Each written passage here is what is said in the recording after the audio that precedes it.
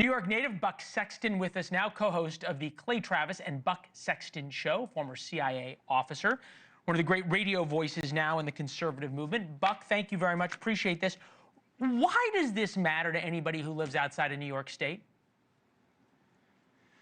Well, because I think that it's a reflection right now of the huge changes that have occurred in the immigration debate, specifically over illegal immigration, illegal aliens, the millions, 10 million plus at least, who came in under Biden's 4 years, and how enforcement is now becoming something that has strong majorities. I mean, you look at the polling, it's roughly 60, 65% of Americans in a lot of the polls, maybe it's 58, something like that, are in favor of deporting all illegals, by the way, not just the criminals. And now why does this factor in with Eric Adams? Because I think it's been quite clear that Eric Adams, as far as the Democrats are concerned, stepped out of line. He stepped out of line by saying, hey, you can't keep flooding my city, Biden administration, with these migrants because it's going to cost us something like 13 or 14 billion was what they expected. By the way, that number is going to be way higher when they actually look at it. Don't even wait for Doge. You can just do the numbers yourself.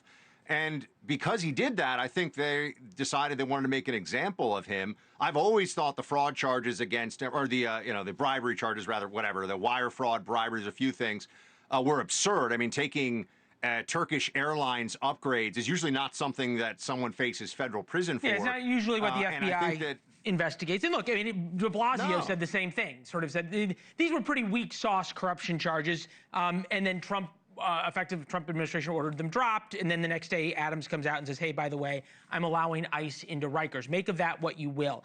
At some point, is it better for Trump that Hochul fires Adams, removes him, or better that she lets him stay? Look, I don't think that Hochul's going to be able to. I know that technically she can, but I think that the politics of her removing Eric Adams, a prominent Democrat, a prominent black Democrat mayor of the largest city in America, I think the Democrats don't need to do something like this right now for their own for a whole lot of reasons. I think the party's in disarray. I think the leadership is essentially MIA. So for Trump, I think he wins no matter what here, because, I mean, you brought up a very important point in all of this. They are upset at Eric Adams, because he's allowing Immigration and Customs Enforcement, federal law enforcement, access to the New York City prison system, Rikers Island in this case, so that dangerous felons, because they're prioritizing, we all know this, they're going after the most dangerous, the most serious offenders, can be sent out of the country, which the huge majority of the American people want to do.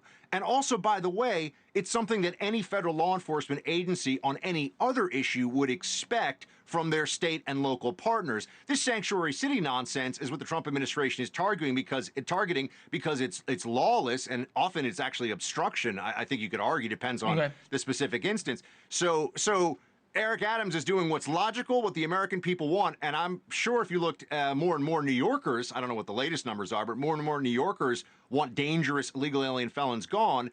And so the whole thing is a mess for Democrats because they're lawless, they're targeting one of their own because he said something that's true that the American people are on board for, because he actually thinks we should have borders. I don't think Eric Adams is going to turn to a Republican anytime soon, but Hochul, by the way, is on incredibly shaky ground based on anything that you could look at that she's done as governor.